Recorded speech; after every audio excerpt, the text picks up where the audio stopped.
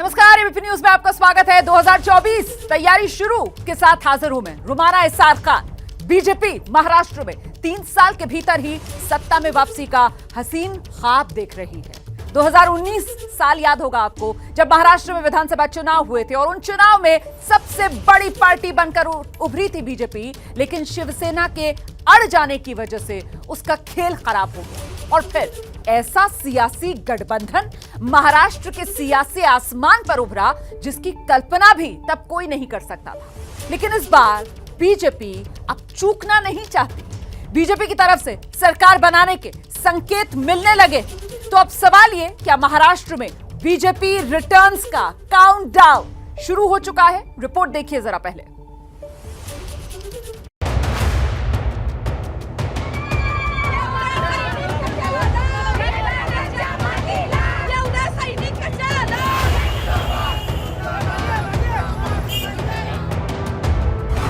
क्या महाराष्ट्र में बीजेपी की सरकार बनने का रास्ता साफ होता जा रहा है? क्या शिंदे गुट के समर्थन से महाराष्ट्र में बीजेपी सत्ता में वापसी करने जा रही है? महाराष्ट्र में अब जैसे सियासी हालात बन रहे हैं, उससे इसके आसार पैदा हो गए हैं और केंद्रीय मंत्री राव साहेब दानवे के बयान ने इस संभावना को और हवा दे दी। केंद्रामध्ये मंत्री आहे, भैयासाहेब राज्यामध्ये मंत्री आहे। मला तर काय आता मंत्री होऊन 2.5 वर्ष झाले, 12-14 वर्ष तुम्हाला उरायले, तर 14 वर्षांमध्ये तुम्ही जे जे केलं आणि अजून काही करायचं राहिलं तेवढं लवकर करून घ्या, वेळ निघून जायला लागली। त्याच्यामुळे पुढच्या काळामध्ये जर तुम्हाला संधी पाहिजे असेल तर त्याचाही विचार आपल्याला करता येईल। पण जिल्ह्यामध्ये बऱ्याच गोष्टी अजून आपल्याला बाकी आहे। पण टोपे साहेब, अजून मी 2-3 दिवस विरोधी पक्षात आहे आणि माझी बाजू मी तुमच्या पुढे मांडली पाहिजे। केंद्रीय मंत्री राव साहब दानवे के इस सांकेतिक बयान का क्या आधार है? क्या महाराष्ट्र में भाजपा की सरकार बनने जा रही है? अगर महाराष्ट्र में भाजपा की सरकार बनने जा रही है तो ये कैसे मुमकिन है? इसके लिए महाराष्ट्र विधानसभा के अंकगणित को समझना होगा। महाराष्ट्र की विधानसभा का मौजूदा अंकगणित इस बात की ओर इशारा करता है कि सब कुछ ऐसे ही चलता रहा तो बीजेपी की सरकार बनने की प्रबल संभावना है। महाराष्ट्र की विधानसभा में मौजूदा सदस्यों की संख्या 287 है। बीजेपी को बहुमत जुटाने के लिए चाहिए 144 विधायक। बीजेपी के अपने 106 विधायक हैं, जबकि शिंदे गुट के पास 39 विधायक हैं। अन्य 20 विधायक भी बीजेपी का साथ दे सकते हैं। इस तरह बीजेपी के पास 165 विधायकों का आंकड़ा हो जाता है। विधानसभा का ये आंकड़ा उद्धव सरकार के तख्तापलट और महाराष्ट्र में बीजेपी की सरकार बनने का रास्ता साफ करता दिख रहा है। महाराष्ट्र में बीजेपी नेताओं की तैयारी इस कदर है, इसे इस बात से समझा जा सकता है कि महाराष्ट्र बीजेपी के नेताओं ने हैदराबाद में बीजेपी की होने वाली राष्ट्रीय कार्यकारिणी की बैठक में शामिल न होने के लेकर केंद्रीय नेतृत्व से अनुमति मांगी है। आपको बता दें कि हैदराबाद में बीजेपी की राष्ट्रीय कार्यकारिणी की बैठक शनिवार और रविवार को होनी है। इस बीच शिंदे गुट ने सुप्रीम कोर्ट में दी गई याचिका में बताया कि उनके गुट ने महाराष्ट्र की महाविकास अघाड़ी सरकार से समर्थन वापस ले लिया और अब महाराष्ट्र सरकार अल्पमत में आ गई है।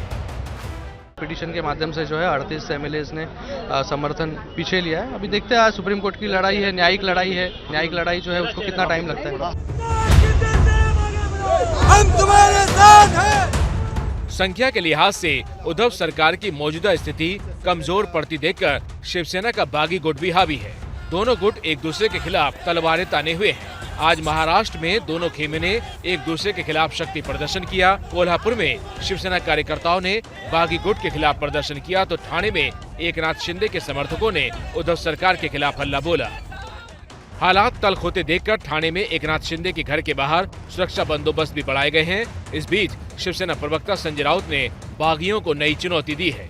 आपके पास 50 एमएलए की ताकत है, विधायकों की ताकत है, तो अब गुवाहाटी में क्यों बैठे हो? वहाँ तो महाप्रलय आया है, बाढ़ आया है, लाशें तैर रही है, 120 लोग वहाँ मर चुके हैं, आपके आसपास ही पूरा बाढ़ है। आप क्यों बैठे हो यहाँ? वहाँ आप आइए महाराष्ट्र में, 50 का आपके पास आंकड़ा है, तो आपको आने से किसने रोका है? आप या तुम्हें इकडे आइए, आप तो शिवसेना के भीतर सियासी कोहराम मचा है और बीजेपी अपने पत्ते बहुत चतुराई के साथ बिछा रही है। शायद उसे सत्ता में वापसी की खुशबू महसूस होने लगी है।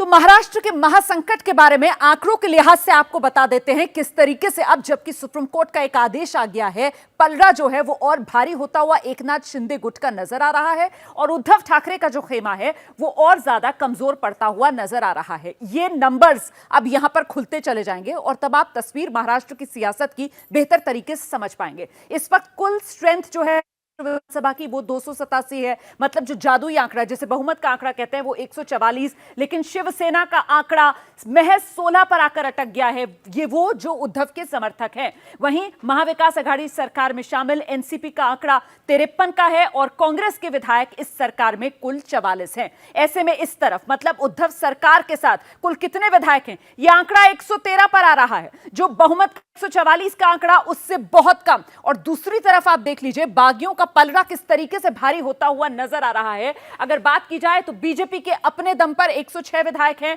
और बागी मतलब एकनाथ शिंदे गुट उसकी ताकत लगातार बढ़ती हुई 39 विधायक अभी तक एकनाथ शिंदे के साथ जा चुके हैं। और वहीं अगर अन्य जोड़ लिए जाएं 20 तो फिर सरकार के खिलाफ का जो आंकड़ा है वो 165 पर पहुंच जाता है। और इसीलिए मैं कह रही हूं कि महाराष्ट्र के इस महासंकट में पलड़ा कमजोर पड़ता हुआ उद्धव सरकार का और वहीं सरकार के खिलाफ मजबूत होता हुआ एकनाथ शिंदे गुट। 165 का आंकड़ा है इस वक्त। अगर बागी 39 विधायकों के आंकड़े को जोड़ लिया जाए बीजेपी के 106 और अन्य 20 के साथ,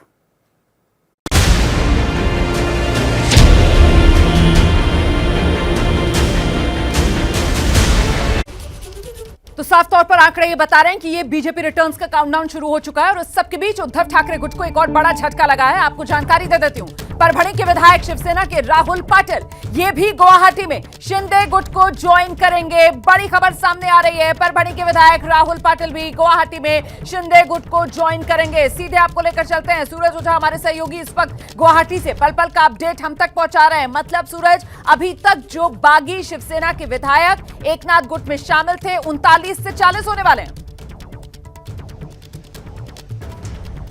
जी बिल्कुल, ये आंकड़ा दिन ब दिन बढ़ता जा रहा है और देखिए शिंदे की ताकत भी बढ़ते जा रही है। ये आंकड़ा नहीं, ये ताकत है। और अब परभणी के विधायक राहुल पाटिल, डॉक्टर राहुल पाटिल भी यहाँ पर आ सकते हैं। और सबसे महत्वपूर्ण बात यह है कि वो पिछले 2 दिनों से मिसिंग थे, बताया जा रहा है। और उन्हें पुलिस भी ढूंढ रही थी कि आखिर वो कहाँ चले गए। लेकिन जो अब सूत्र बता रहे हैं कि पाटिल अब मुंबई से सूरत पहुंच गए हैं, महाराष्ट्र से सूरत पहुंच गए हैं और अब सूरत से वो कभी भी गुवाहाटी आ सकते हैं और शिंदे कैंप को ज्वाइन कर सकते हैं, इस होटल में आ सकते हैं। जिसके बाद ये बड़ा दिलचस्प है कि आंकड़ा लगातार बढ़ता जा रहा है एकनाथ शिंदे गुट का, लेकिन रूट जो है वो नहीं बदला है। मुंबई से, महाराष्ट्र से पहले सूरत और फिर वाया सूरत गुवाहाटी पहुंचते हैं ये तमाम शिवसेना के बागी विधायक। तो महाराष्ट्र में बीजेपी रिटर्न्स का काउंटडाउन एक तरीके से शुरू हो चुका है। बीजेपी अपनी जुगत लगाने में जुटी हुई है। महाराष्ट्र की बगावत का सबसे ज्यादा सीधा फायदा अगर किसी को होता हुआ नजर आ रहा है तो जाहिर सी बात है बीजेपी को ही। और ऐसा क्यों हो रहा है अब ये जरा समझ लीजिए आप। दरअसल महाराष्ट्र में 3 साल में ही सत्ता में वापसी बीजेपी के लिए संभव, ये सबसे बड़ा फायदा जो बीजेपी को मिलता नजर आ रहा है। महाराष्ट्र में सत्ता में वापसी के बाद जाहिर सी बात है बीजेपी की पकड़ जो है वो और मजबूत होगी और महाराष्ट्र में लोकसभा की 48 सीटों पर इसका सीधा सीधा असर पड़ेगा। मतलब 2024 के लिए यहां से बीजेपी की जो संभावना है वो और ज्यादा प्रबल होती हुई नजर आएंगी। शिवसेना की राजनीतिक ताकत कमजोर होगी। हिंदुत्व की राजनीति की सबसे बड़ी चैंपियन बीजेपी बनती हुई नजर आएगी महाराष्ट्र की सियासत में। तो महाराष्ट्र संकट में सीधे सीधे बीजेपी को ये नफा, ये सिर्फ और सिर्फ फायदे का सौदा बीजेपी के लिए जो होता हुआ नजर आ रहा है। सबके बीच बड़ी खबर, कर्जत की सभा में बागियों पर आदित्य ठाकरे का निशाना। बागी विधायकों को बिकाऊ और बेशर्म कहा, जमकर बागियों पर बरसे आदित्य ठाकरे। कह रहे हैं जिन पर हमें भरोसा था उन्होंने धोखा दिया। लोग बाढ़ से परेशान हैं और बागी जो हैं वो मौज कर रहे हैं। तो कुल मिलाकर बाला साहेब के जो भक्त हैं वो धोखेबाज हो नहीं सकते। बार बार शिवसेना की तरफ से बागियों को धोखेबाज करार दिया जा रहा है। पक्षप्रमुख उद्धवसाहेब ठाकरेंची शिवसेना, तुम्ही आम्ही जी शिवसेनेत आहोत हीच शिवसेना आहे, दुसरं कोणी शिवसेना बनवू शकत नाही. मग पर्याय काय राहतो या आमदारांकडे जे तिथे गुवाहाटीमध्ये गेलेले आहेत, स्वतःहून गेलेत, ते फुटीरवादी आहेत, जे बिचारी फसलेत ते फसलेले परत येऊ शकतात. पण जे फुटीरवादी आहेत, ज्यांचे राक्षसी महत्वाकांक्षा आहेत, त्यांना दोनच पर्याय राहतात. एक तर भाजपमध्ये विलीन व्हा, किंवा मग प्रहारमध्ये विलीन व्हा, किंवा मनसेमध्ये विलीन व्हा आणि ते पक्ष जिवंत करा. किंवा दुसरं, आज नाही तर उद्या, उद्या नाही तर परवा डिस्क्वालिफाय होणार म्हणजे होणार आणि ह्यांना विधान भवनाची पायरी चढू देणार नाही, ही शपथ आपण घेतलेली आहे. तुम्हाला कोणाला फोन आला तर सांगा, कुठचेही आमदार असतील त्यांना सांगा, तुम्हाला शिवसेनेत राहायचं असेल. तो सुन रहे थे आप, आदित्य ठाकरे को जमकर बागियों पर बरस रहे हैं. आगे बढ़ते हैं दिन की अगली बड़ी खबर. देश में लोकसभा चुनाव होने में अभी वक्त है, लेकिन लोकसभा चुनाव से पहले एक बार फिर बीजेपी ने 2024 की सियासी पिक्चर दिखा दी है. उत्तर प्रदेश में उपचुनाव के नतीजों के जरिए, जिसके बारे में कहा यह जाता है कि वहीं से केंद्र की सत्ता का रास्ता गुजरता है, तो आखिरकार क्या है उपचुनाव में बीजेपी की जीत के मायने. आपको जरा रिपोर्ट दिखा देते हैं किस तरीके से जो उत्तर प्रदेश में उपचुनाव के नतीजे आए हैं वो एक तरीके से 2024 का ट्रेलर है क्या.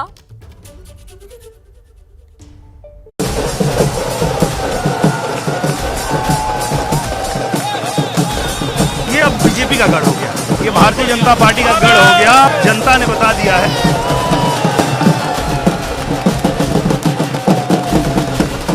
उन परिवारवादी ताकतों को एक बार फिर से स्पष्ट संदेश जनता जनार्दन ने दिया है. आजमगढ़ में ये दिनेश लाल यादव निरोवा, उन्होंने वहां विजयी प्राप्त की है. रामपुर लोकसभा उपचुनाव में प्रत्याशी श्री घनश्याम सिंह लोधी ने रामपुर की सीट पर विजयश्री प्राप्त की है. ये दोनों चुनाव के परिणाम सबका साथ और सबके विकास के माध्यम से सबके विश्वास को अर्जित भी किया. ये जनादेश उस विश्वास का प्रतीक है. यूपी में मोदी और योगी का जादू ऐसा चला कि ना आजम का गढ़ रामपुर बचा और ना यादव परिवार का गढ़ आजमगढ़ बचा. समाजवादी पार्टी की साइकिल की अपने ही किले रामपुर और आजमगढ़ में हवा निकल गई. नकारात्मक सोच उन परिवारवादी ताकतों को एक बार फिर से स्पष्ट संदेश जनता जनार्दन ने दिया है कि उत्तर प्रदेश की जनता जातिवादियों, सांप्रदायिक उन्माद को भड़काने वाले, पेशेवर माफिया और आपराधिक प्रवृत्ति के तत्वों को प्रश्रय देने वाले राजनीतिक दलों को किसी भी प्रकार से स्वीकार करने को तैयार नहीं है. और यूपी की 2 लोकसभा सीटों पर उपचुनाव की इस जीत को सीएम योगी 2024 में होने वाले लोकसभा चुनाव का ट्रेलर बता रहे हैं. जनता जनार्दन के आशीर्वाद ने इस विजय श्री के माध्यम से उत्तर प्रदेश के अंदर 2024 के विजय श्री के लिए एक दूरगामी संदेश भी दिया है. उपचुनाव में आजमगढ़ और रामपुर लोकसभा सीट बीजेपी के खाते में आना इसलिए अहमियत रखता है क्योंकि रामपुर लोकसभा में 16 लाख से ज्यादा वोटर्स हैं, जिनमें मुस्लिम आबादी 50% से ज्यादा और हिंदू 46% के आसपास है. वहीं आजमगढ़ में एमवाई समीकरण बहुत मजबूत माना जाता रहा है. आजमगढ़ में 26% से ज्यादा यादवों का वोट बैंक है, 24% के आसपास मुस्लिम वोट बैंक है, जबकि 20% के आसपास SC/ST वोटर असर डालते हैं. बावजूद इसके रामपुर और आजमगढ़ दोनों ही लोकसभा सीटों के मतदाताओं ने बीजेपी पर भरोसा जताया. रामपुर का उपचुनाव बीजेपी उम्मीदवार घनश्याम लोधी ने 52% वोटों के साथ जीता. आजम के करीबी और समाजवादी पार्टी के उम्मीदवार आसिम रजा को 42,000 वोटों से हार झेलनी पड़ी. माननीय मोदी जी की नीतियों से और माननीय योगी जी की नीतियों सरकार से प्रभावित होकर वोट दिया है, चाहे हिंदू हो, चाहे मुसलमान, चाहे सिख ईसाई, सबने वोट दिया है. आजमगढ़ उपचुनाव में बीजेपी के दिनेश लाल निरहुआ को 34% वोट मिला. यादव परिवार के धर्मेंद्र यादव 33% पर ही सिमट गए, जबकि इसी सीट पर 2019 के लोकसभा चुनाव में अखिलेश यादव ने निरहुआ को हराया था। लेकिन इस बार बीजेपी ने एसपी के इस गढ़ में सेंध लगा दी। उनको पता था कि वो नहीं जीत पाएंगे यहाँ, क्योंकि एक बार जनता ने उनको चुना था और वो 3 साल में छोड़ के चले गए थे, उन्होंने कुछ किया नहीं था, तो उनको पता था कि जनता उनको नकार देगी और वही हुआ। ये अब बीजेपी का गढ़ हो गया, ये भारतीय जनता पार्टी का गढ़ हो गया। जनता ने बता दिया है कि पूरा उत्तर प्रदेश ही बीजेपी का गढ़ बन चुका है, चप्पा चप्पा भाजपा। रामपुर और आजमगढ़ में समाजवादी पार्टी की इस करारी हार पर अखिलेश यादव सार्वजनिक रूप से कुछ भी बोलने से बचते दिखे। लेकिन आजमगढ़ उपचुनाव में निरहुआ के हाथों हारे अखिलेश के भाई और यादव परिवार के धर्मेंद्र यादव जरूर ये कहते दिखे, जहाँ तक सवाल मेरा है, मेरे परिवार का है, जीवन में आजमगढ़ को छोड़ने वाले नहीं है। और एक बात जो मैं लास्ट में कहूँगा आजमगढ़ के लोगों के लिए, दुष्यंत कुमार जी ने कहा था, मंजिल मिली ना मिली मुझे इस बात का दम नहीं, मंजिल की जुस्तजू में मेरा कारवां मेरे साथ है। वहीं अखिलेश के चाचा शिवपाल यादव से लेकर समाजवादी पार्टी के सहयोगी ओम प्रकाश राजभर अब अखिलेश को ये नसीहत दे रहे हैं। जो जनता ने जनादेश दिया है तो उसको सबको स्वीकार करना चाहिए। अब सबको पता है सबको, और हार जीत को सब स्वीकार करें। समाजवादी पार्टी के राष्ट्रीय अध्यक्ष को इस हार से सीख लेनी चाहिए और इसी कमरे से निकल करके धरातल पे चल के संगठन का काम लोगों को लेकर के मिलकर करना चाहिए। जाहिर है कि आजमगढ़ और रामपुर उपचुनाव में बीजेपी की जीत के बाद कई तरह के सवाल उठने लगे हैं। सवाल ये कि आखिर बीजेपी ने अखिलेश और आजम खान के गढ़ में कैसे सेंध लगा दी? बीजेपी की जीत के कारण क्या है? समाजवादी पार्टी क्यों हार गई?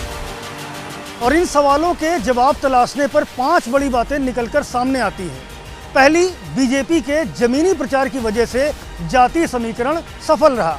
दूसरा, अखिलेश आजम की लड़ाई में मुस्लिम वोट बढ़ गया।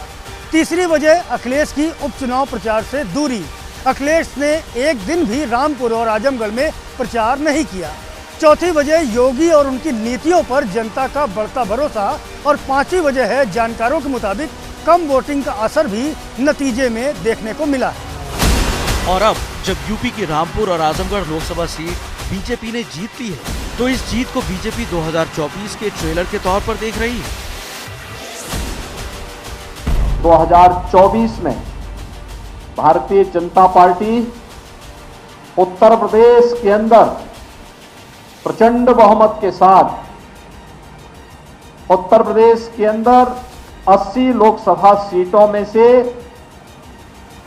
80 से 80 सीटों की ओर विजयश्री की ओर अग्रसर हो रही है। यूपी में इस जीत ने जहां बीजेपी के हौसले और बुलंद कर दिए हैं, तो उधर पंजाब में सत्ता में बैठी आम आदमी पार्टी को उपचुनाव का नतीजा बड़े झटका से कम नहीं रहा, क्योंकि जो संगरूर लोकसभा सीट सीएम भगवंत मान के इस्तीफे के बाद खाली हुई थी, वो शिरोमणि अकाली दल अमृतसर के सिमरनजीत सिंह मान ने जीत ली और आप उम्मीदवार गुरमेल सिंह 5822 वोटों से चुनाव हार गए। संगरूर की ये हार आम आदमी पार्टी के लिए इसलिए अहमियत रखती है क्योंकि भगवंत मान ने इस सीट से 2 बार चुनाव जीता और आम आदमी पार्टी की ये इकलौती संसदीय सीट थी। ये हार इसलिए भी आम आदमी पार्टी को झटका है क्योंकि इसी साल फरवरी महीने में हुए विधानसभा के चुनावों में संगरूर लोकसभा की 9 सीटों समेत 92 सीटें जीतकर आम आदमी पार्टी ने पंजाब में इतिहास रचा था। देखिए, उत्तर प्रदेश में चाहे रामपुर हो या आजमगढ़, दोनों ही समाजवादी पार्टी के गढ़।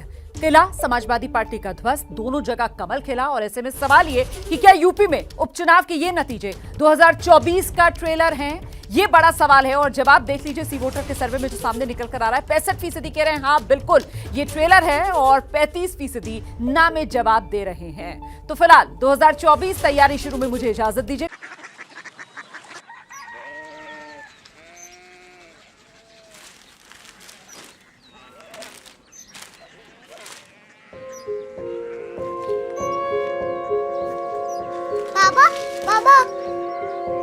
Odia city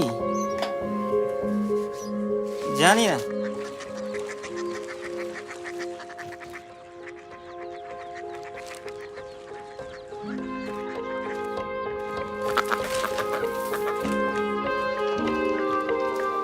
curiosity.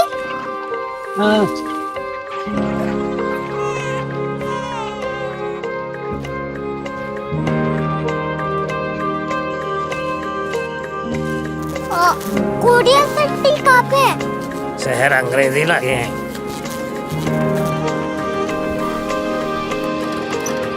क्यूरियोसिटी।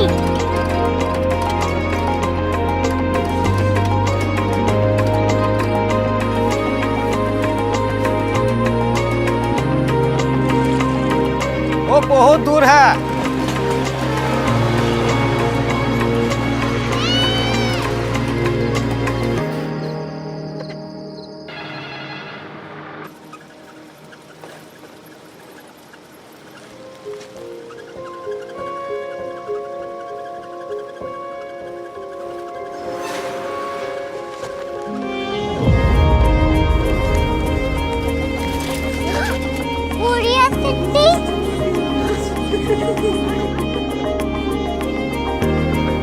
दुनिया कुछ लोग बड़े होते हैं। क्यूरियोसिटी कहाँ है? प्रोफेसर साहब को पता होगा।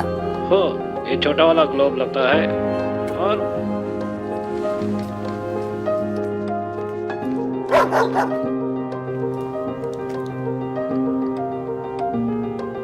पता नहीं, मेरी बेटी से जाके मिल लो, शायद उसे मालूम हो।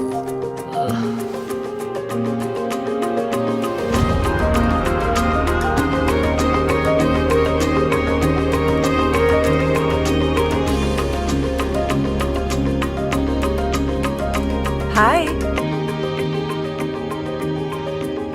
बाबा ने भेजा है। Come here. क्यूरियोसिटी। क्यूरियोसिटी नहीं, क्यूरियोसिटी। वो क्या? That's what brought you here? जो तुम्हें यहाँ तक ले आया। क्यूरियोसिटी।